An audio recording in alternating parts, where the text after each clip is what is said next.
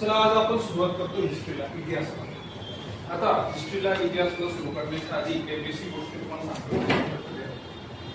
मागचे पेपर तुम्ही जर बघितले तुमच्या लक्षात येईल की समाज सुधारक हा जो टॉपिक आहे त्याच्यावरती बऱ्याच प्रकारचे क्वेश्चन आले आणि समाज सुधारकांचा अभ्यास कसा करायचा त्याच्याबद्दल आज आपण बघणार आहे.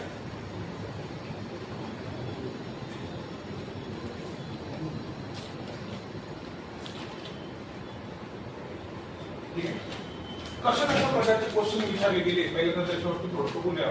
ठीक आहे, समाज सुधारक त्यांचं बर्थ इयर कोणतं ते लक्षात ठेवायचं. आता आपल्याला एक्स्ट्रा टाइम द्यायचा आहे, चालू याच्यामध्ये पाठ करायचं. त्यांची लाईफ स्पॅन म्हणतो आपण त्याला. सुरुवात कुठून झाली तर जन्म झाला तो त्यांचा मृत्यू झाला 300 वर्ष ताठ पूर्ण पाठ करायचा. महात्मा फुले यांचे जन्म झाले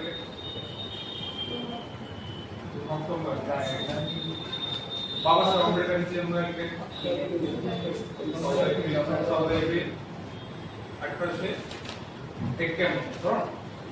महात्मा फुलेंचा जन्म बाबासाहेबांच्या एक्झॅक्टली 3 दिवस आले. बरोबर ना. तुम्ही बघितलं असं जयंती करताना बरेच ठिकाणी दोघांची जयंती सोबत आहे. 11 एप्रिलला असते, नंतर महात्मा फुलेंच्या नंतर बाबासाहेबांची 14 एप्रिल आहे. ठीक आहे, बर्थ इयर लक्षात ठेवायचे. त्याच्यानंतर पुढे काय काय महत्वाचं आहे तर त्यांनी त्यांच्या कार्यामध्ये काय केले. आता कार्यामध्ये प्रत्येक महापुरुषानं एक लक्षात घ्या, एक तरी न्यूजपेपर काढा. महात्मा फुलेंचं तुम्हाला एक न्यूजपेपर दिसेल, बाबासाहेबांचं न्यूजपेपर दिसेल. नाव सांगा बरं, बाबासाहेबांचं न्यूजपेपरचं नाव सांगा. नाही माहिती आपल्याला. अजून वैश्विक भारत तो माहिती आपल्याला. बरोबर. महात्मा फुलेंचं न्यूजपेपरचं नाव सांगा, ते आपल्याला शक्यतो माहिती नसतं. बरोबर. त्याच्यानंतर दर्पण हा न्यूजपेपर कोणी लिहिला माहिती?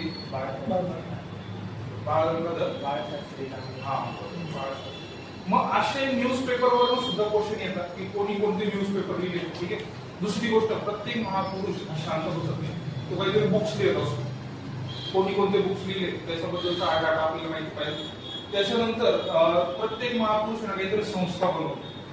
जसं की आपलं बाबासाहेबांनी एक संस्था बनवली होती, शेड्यूल कास्ट फेडरेशन नावाची. शेड्यूल कास्ट फेडरेशन ही त्यांची वन ऑफ द मेन संस्था होती. का बरं? कारण पहिलं इलेक्शन त्यांनी ज्या संस्थेचं तर्फे लढलं ती शेड्यूल कास्ट फेडरेशन, म्हणजे एक प्रकारची पॉलिटिकल पार्टी पण म्हणतात आपल्याला आणि सामाजिक संस्था पण म्हणतात. ठीक आहे. त्याच्यानंतर महात्मा फुलेंनी सुरू केलेली एक संस्था म्हणजे सत्यशोधक. सत्यशोधक ही संस्था पण होती, चळवळ पण होती, दोन्ही गोष्टी होती. बरं. सत्यशोधक पद्धतीचं लग्न बघितलं आता मध्ये मध्ये ट्रेंड आला होता सत्यशोधक पद्धतीने लग्न करायचे. सत्यशोधक समाजाने आपल्या नाशिकमध्ये पण बऱ्यापैकी कार्यरत आहे. अंधश्रद्धा निर्मूलन समिती माहिती, अनिश म्हणतो अंधश्रद्धा निर्मूलन समिती, ही सत्यशोधक समाजाची जोडलेली. या अशा गोष्टी ज्या आपल्याला माहिती पाहिजे त्या ठिकाणी याच्यावरती क्वेश्चन येऊ शकतात. त्याच्यानंतर अजून कोणत्या प्रकारचे क्वेश्चन विचारले जातात तर त्यांनी कोणकोणत्या मुवमेंट चालू केले. महात्मा फुलेंचे एखादी मुवमेंट सांगा. दोघांचा विषय तर दोघांना जास्त क्वेश्चन आहे.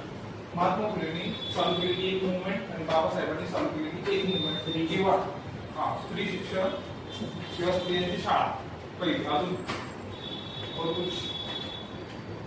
रॅन्डम जर तुम्हाला माहिती बाबासाहेबांची 14 करायचं ओके.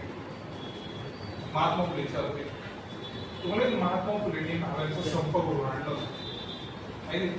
भावी लोक असतात, भावी लोकांचं बेसिक काम काय असतं, कटिंग करणं, केस करणं. त्यावेळेस एकदम मोठी खूप प्रथा चालायची. ती म्हणजे काय, विधवा स्त्रिया ज्या राहायच्या त्यांचं पूर्ण मुंडन केलं जायचं. का बरं? बाईचं जे 90% सौंदर्य जे असतं ते असं म्हटलं केसामध्ये असतं. मग जर तिला केसच काढले ती विकृत झाली, याच्या पुढे त्या ठिकाणी तिचं लग्नच होऊ शकत नाही. त्याच्यामुळे एक प्रथा झाल्याची की जेवढी एखादी स्त्री मेली तर मग तिच्याकडे 2 ऑप्शन राहायचे. एक तर सती जायचे, मॅक्झिमम सती जायचे. ज्यावेळेस शिवाजी महाराजांचे वडील वारले होते तेव्हा तिच्या मातांना खूप जणांनी आग्रह केला होता की लॉफुली तुला सती जाणं कंपल्सरी. तर त्या पहिल्या स्त्री होत्या ज्यांनी औषधांना पाठवले मी त्या सती जाणार नाही. आणि त्याच्यामुळे नंतर त्यांना विचारलं मग सती जाणार मग काय करणार आहे तर म्हणे मी माझ्या मुलाला घडवत आणि त्यांना